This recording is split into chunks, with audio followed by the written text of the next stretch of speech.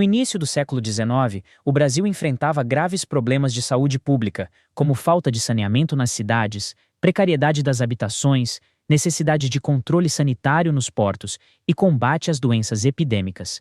Além disso, a presença de doentes mentais nas ruas também era um problema social relevante. Para tentar amenizar essas questões, em 1324, foi criado no Rio de Janeiro um hospício, posteriormente chamado de Hospital Nacional de Alienados. Esta instituição antecedeu a criação da primeira escola de enfermagem no Brasil, a Escola Profissional de Enfermeiros e Enfermeiras, fundada em 1890 pelo Decreto Federal nº 791. A escola funcionava dentro do Hospital Nacional de Alienados e foi posteriormente renomeada para a Escola de Enfermagem Alfredo Pinto, que hoje pertence à Universidade Federal do Rio de Janeiro, UNIRIO. Vale ressaltar que a escola não seguia os moldes do sistema Nightingale, uma vez que a divulgação deste sistema ainda não havia chegado ao Brasil naquela época. O primeiro curso de enfermagem a seguir os preceitos do sistema Nightingale surgiu em São Paulo em 1895, por iniciativa de enfermeiras inglesas que também praticavam a enfermagem domiciliar.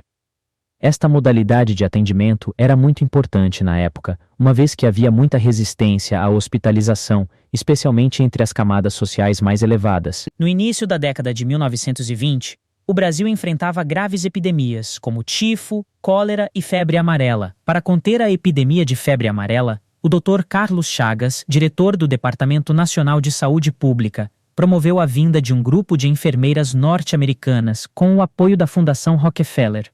Essas enfermeiras fundaram, em 1923, uma nova escola de enfermagem, vinculada ao Departamento Nacional de Saúde Pública, denominada Escola de Enfermagem Ana Nery. A Escola de Enfermagem Ana Nery, atualmente parte da Universidade Federal do Rio de Janeiro, UNIRIO, foi a segunda escola de enfermagem do Brasil, seguindo os moldes das escolas americanas e iniciando uma nova era para a enfermagem no país. A Escola de Enfermagem Alfredo Pinto, fundada em 1890, já funcionava há mais de 20 anos e seguia o modelo europeu de ensino. Após a formatura da primeira turma de enfermeiras da Escola de Enfermagem Ana Nery, surgiu a Associação Brasileira de Enfermagem, ABEM, em 1926. A ABEM foi liderada por pioneiras como Edith de Magalhães Frankel, Glete de Alcântara, Marina de Andrade Rezende, Aide Guanais Dourado, Maria Rosa de Souza Pinheiro, Irmã Maria Teresa Notar Nicola e Maria Ivete Ribeiro de Oliveira, entre outras. Essas lideranças foram fundamentais para as conquistas da profissão de enfermagem no Brasil. 1. Quais eram os principais problemas de saúde pública no início do século XIX no Brasil e quais suas consequências sociais? Os principais problemas de saúde pública no Brasil no início do século XIX eram a falta de saneamento das cidades, a precariedade das habitações, a necessidade de controle sanitário dos portos e das doenças epidêmicas, além da presença de doentes mentais perambulando pelas ruas. As consequências sociais desses problemas incluíam a propagação de doenças, condições de vida insalubres e problemas decorrentes da presença de doentes mentais nas ruas. 2. Qual foi a importância da criação do hospício, Hospital Nacional de Alienados, no Rio de Janeiro, em 1324, para o desenvolvimento da saúde pública no Brasil? A criação do hospício, Hospital Nacional de Alienados, no Rio de Janeiro, em 1324, foi um marco histórico que antecedeu a criação da primeira escola de enfermagem no país. Ele representou uma tentativa de intervenção sobre o espaço urbano, visando ao saneamento e à melhoria das condições de saúde pública no Brasil. 3. Quais foram as principais iniciativas relacionadas ao ensino de enfermagem no Brasil entre o final do século XIX e o início do século XX? Entre as principais iniciativas relacionadas ao ensino de enfermagem no Brasil entre o final do século XIX e o início do século XX, estavam a criação da Escola Profissional de Enfermeiros e Enfermeiras em 1890, no Hospital Nacional de Alienados, no Rio de Janeiro, a fundação da primeira escola de enfermagem seguindo os moldes nightingalianos em São Paulo em 1895, e a criação da Escola de Enfermagem Ana Nery em 1923 no Rio de Janeiro, além da fundação da Associação Brasileira de Enfermagem, ABEM, em 1926. A introdução à ética nos lembra que os seres humanos agem de acordo com valores pré-estabelecidos, que podem ser classificados como bons ou justos, dependendo da perspectiva de um grupo. Esses valores morais são usados pelas pessoas para avaliar suas ações. Embora moral e ética sejam frequentemente usados como sinônimos, eles têm diferenças importantes. A moral é um conjunto de regras de conduta aceitas por um grupo ou sociedade em um determinado período de tempo. Essas regras visam uma melhor convivência social e variam entre as diferentes comunidades. Simplificadamente, um indivíduo moral age bem ou mal, dependendo de sua conformidade com essas regras. Já a ética é mais ampla, envolvendo um conjunto de regras, princípios e modos de pensar e agir, que estão presentes em todas as raças. É também uma disciplina filosófica que analisa as noções e princípios que fundamentam a vida moral. Enquanto a moral é prática, a ética é teórica e relacionada a questões sociológicas, antropológicas e religiosas. A ética é um conjunto de valores e princípios morais que orientam a conduta humana em sociedade, visando um equilíbrio e bom funcionamento social. Embora não possa ser confundida com leis, a ética está relacionada ao sentimento de justiça social. A ética é construída por uma sociedade com base nos valores históricos e culturais. Do ponto de vista da filosofia, a ética é uma ciência que estuda os valores e princípios morais de uma sociedade e seus grupos. Cada sociedade e cada grupo possuem seus próprios códigos de ética.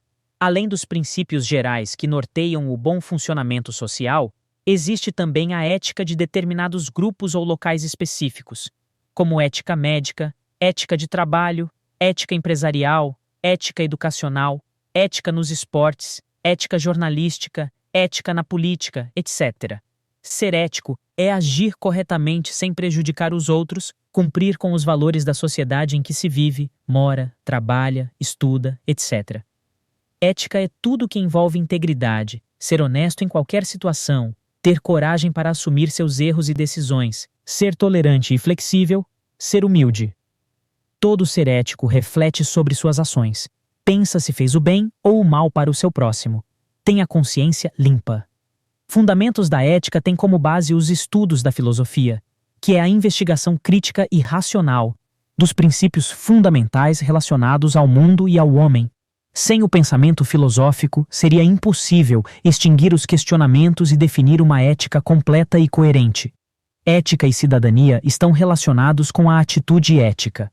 Ser cidadão ético significa agir corretamente, cumprir com as leis, respeitar os direitos dos outros e ter consciência social. Perguntas. 1. Qual a diferença entre moral e ética? Resposta. A moral refere-se ao conjunto de regras de conduta admitidas em determinada época ou por um grupo de pessoas, enquanto a ética é um conjunto de valores morais e princípios que norteiam a conduta humana na sociedade. A moralidade é mais específica e relacionada a costumes, enquanto a ética é mais abrangente e teórica, refletindo sobre os princípios fundamentais que fundamentam a vida moral. 2. Como a ética contribui para o bom funcionamento social? Resposta. A ética contribui para o equilíbrio e bom funcionamento social ao guiar a conduta humana na sociedade, possibilitando que ninguém saia prejudicado.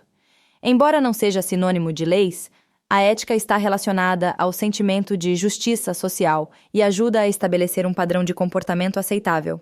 3. Quais são os fundamentos da ética e como eles são estabelecidos? Resposta. Os fundamentos da ética são estabelecidos por meio do pensamento crítico e racional, fundamentados nos estudos da filosofia. Esses fundamentos são o resultado do julgamento da sociedade em busca da normatização dos aspectos corretos em resposta a diversas questões humanas, e são essenciais para estabelecer uma ética completa e coerente. O texto começa explorando a relação intrínseca entre a política e a ética, afirmando que a primeira tem como objetivo proporcionar uma vida justa e feliz, ou seja, a vida humana digna de seres livres. Para os gregos, a ética e a comunidade política eram inseparáveis, já que a natureza humana alcançava sua realização mais alta dentro da comunidade dos iguais. Aristóteles, em sua Ética a Nicômaco, destaca a importância da política como a praxis por excelência, responsável por determinar o bem comum em uma cidade. Ele enfatiza que o bem propriamente humano é o fim buscado pela política, e que o bem da nação ou da cidade é mais belo e divino do que o bem do indivíduo. Platão e Aristóteles concordam que as qualidades morais dos cidadãos influenciam o caráter da cidade e vice-versa. Somente em uma cidade justa os homens podem ser justos e, consequentemente, somente homens virtuosos podem construir uma cidade virtuosa. O texto também destaca 4 principais teorias éticas. 1. Relativismo moral. Defende que as afirmações morais são relativas à cultura, negando a existência de valores objetivamente bons ou maus. 2. Absolutismo moral.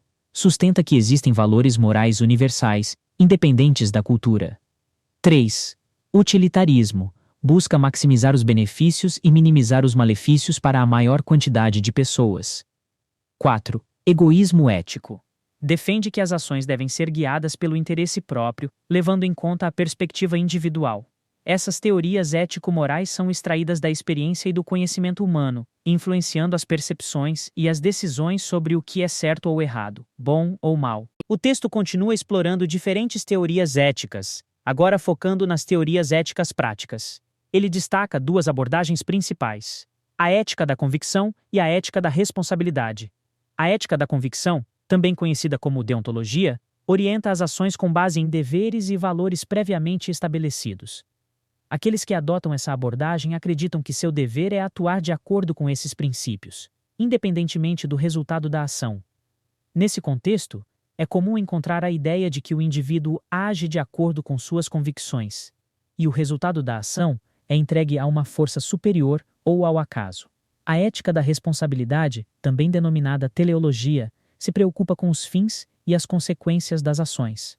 Aqui, a ideia principal é que as pessoas devem considerar os resultados previsíveis de seus atos e assumir a responsabilidade por essas consequências. Essa abordagem é contrária à ideia de agir apenas com base em convicções, pois enfatiza a importância de se pensar e agir tendo em mente o impacto das ações no mundo e nas outras pessoas. Embora essas 2 abordagens éticas possam parecer opostas, o texto sugere que a reflexão constante é necessária para entender esses conceitos, e que eles não podem ser reduzidos a um ou outro extremo. As teorias éticas são relativas, e não existem verdades absolutas ou exatas em matéria de ética. Em vez disso, o texto encoraja o leitor a considerar ambas as perspectivas e a buscar uma compreensão mais ampla dos conceitos éticos e de seus impactos no mundo. O texto continua explorando as diferentes abordagens éticas, especificamente a ética da convicção e a ética da responsabilidade, e como essas abordagens podem ser aplicadas em situações reais. A ética da convicção é ilustrada pelo exemplo do cônsul português Aristides de Sousa Mendes, que priorizou suas convicções pessoais e valores morais sobre as ordens do governo. Isso resultou na salvação de milhares de vidas durante a Segunda Guerra Mundial, apesar dos riscos pessoais e profissionais que enfrentou. Já a ética da responsabilidade é exemplificada por uma situação em que uma empresa enfrenta uma crise financeira e precisa tomar decisões difíceis para garantir sua sobrevivência. Nesse caso, a abordagem ética se concentra nas consequências e nos resultados das ações, e na necessidade de tomar medidas que possam gerar o bem maior para o maior número de pessoas. A discussão também aborda 2 vertentes da ética da responsabilidade: utilitarismo e finalidade. O utilitarismo enfatiza a busca da maior felicidade possível para o maior número de pessoas, enquanto a finalidade justifica as ações em função de seus objetivos e pressupõe que todas as medidas necessárias serão tomadas para alcançá-los. No final, o texto enfatiza a distinção entre moral e ética, definindo a moral como a prática de considerar o que é bom ou mal, e a ética como o estudo das teorias que explicam a moral. O texto discute a importância do desenvolvimento sustentável e explica que ele depende do planejamento e do reconhecimento de que os recursos naturais são limitados. O desenvolvimento sustentável é diferente do crescimento econômico tradicional, que depende do consumo crescente de energia e recursos naturais e pode ser insustentável a longo prazo. Em vez disso, o desenvolvimento sustentável enfatiza a qualidade em vez da quantidade, com a redução do uso de matérias-primas e produtos e o aumento da reutilização e da reciclagem. O texto também questiona se os modelos de desenvolvimento dos países industrializados devem ser seguidos, especialmente pelos países em desenvolvimento. É argumentado que esses modelos não são sustentáveis a longo prazo. e que os estilos de vida e a economia mundial devem ser reestruturados para levar em consideração o meio ambiente. Por fim, o texto critica a desigualdade entre os países ricos e pobres em termos de consumo de recursos e energia, citando uma observação do líder indiano Mahatma Gandhi. Ele enfatiza que os países desenvolvidos precisam mudar seus padrões de consumo e que todos os países devem trabalhar juntos para alcançar um desenvolvimento sustentável. Perguntas. 1.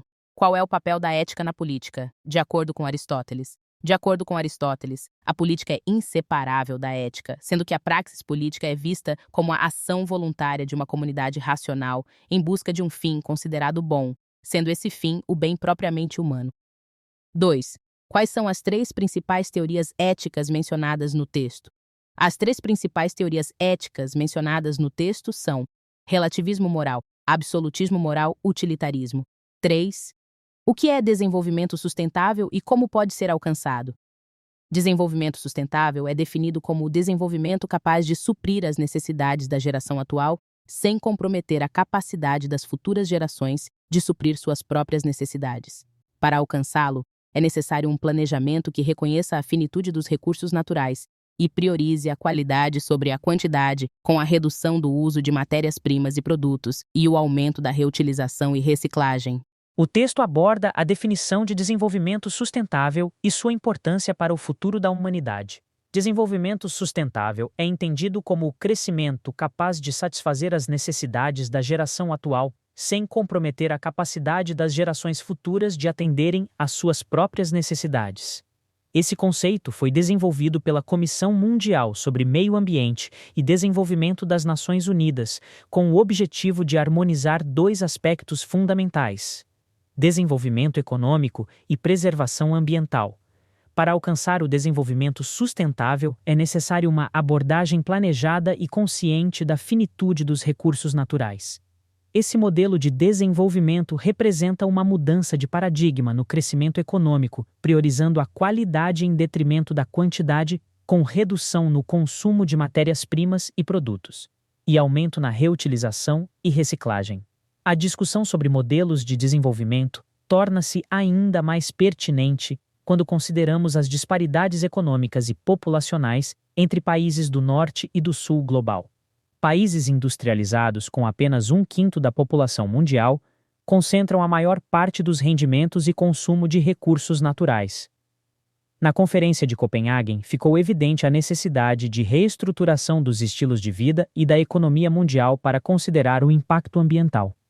Países desenvolvidos têm consumido energia sem restrições, enquanto países em desenvolvimento são pressionados a reduzir o consumo para conter as emissões de carbono. Essa abordagem gera desigualdades econômicas e sociais, tornando necessária uma revisão dos modelos de crescimento e desenvolvimento para um futuro sustentável. O texto discute a relação entre desenvolvimento sustentável, economia e sociedade, criticando a mistificação da realidade e a falta de responsabilidade compartilhada entre empresas, governos e consumidores. O desenvolvimento sustentável é visto como uma necessidade vital, baseado em escolhas éticas e na vontade política de governos e sociedade em geral. A economia e as ciências sociais são interligadas e devem ser consideradas em conjunto para entender o cenário econômico. A economia é influenciada por vários fatores, incluindo recursos disponíveis, tecnologia, preferências individuais e instituições econômicas. Além disso, aspectos como a organização política, valores éticos, relacionamentos sociais, meio ambiente, estrutura jurídica e desenvolvimento tecnológico também desempenham papéis importantes no comportamento econômico. As empresas são frequentemente criticadas por não produzir produtos ecológicos ou seguir práticas produtivas prejudiciais. No entanto, a responsabilidade deve ser compartilhada com os consumidores e suas escolhas, em vez de culpar apenas as empresas. Em resumo, o texto argumenta que a adoção de práticas sustentáveis e a solução dos problemas ambientais exigem um envolvimento coletivo de todos os atores da sociedade. O texto destaca a importância dos consumidores e de uma ética do consumo como contrapartida à ética empresarial. Enquanto rankings, fundos éticos e índices como o FTSE4Good são úteis para orientar investimentos e incentivar a transparência das empresas, a ética do consumidor é fundamental para garantir uma mudança significativa nos padrões de produção e gestão corporativa. A crítica ao capitalismo, às vezes, é uma crítica à capacidade de escolha individual, e uma maior maturidade nas decisões pessoais é crucial para moldar os mercados, sociedades e estados em que vivemos. O consumo consciente e crítico pelos indivíduos é uma ferramenta poderosa para influenciar as políticas de contratação, higiene, segurança e honestidade empresarial, promovendo uma cultura de responsabilidade coletiva. Embora a ética do consumo não seja parte direta da ética empresarial, ela é uma consequência lógica do princípio ético. A adoção de práticas éticas e ecológicas no consumo recompensa as empresas que agem de forma responsável e sanciona aquelas que não o fazem, contribuindo para a formação de um mercado mais justo e sustentável. Perguntas. 1. O que é preciso fazer para alcançar o desenvolvimento sustentável? Para alcançar o desenvolvimento sustentável, é necessário planejamento e reconhecimento de que os recursos naturais são finitos. Isso implica uma nova forma de desenvolvimento econômico que leva em conta o meio ambiente. 2. Os modelos de desenvolvimento dos países industrializados devem ser seguidos? Não, os países em desenvolvimento não podem seguir os mesmos padrões dos países industrializados, pois isso levaria a um aumento insustentável no consumo de energia e recursos naturais. Em vez disso, é necessário reduzir os níveis de consumo observados nos países industrializados. 3. O que depende da opção pelo desenvolvimento sustentável? A opção pelo desenvolvimento sustentável depende da vontade política dos governos e da sociedade como um todo, sendo uma escolha ética que envolve considerar o meio ambiente e buscar justiça social.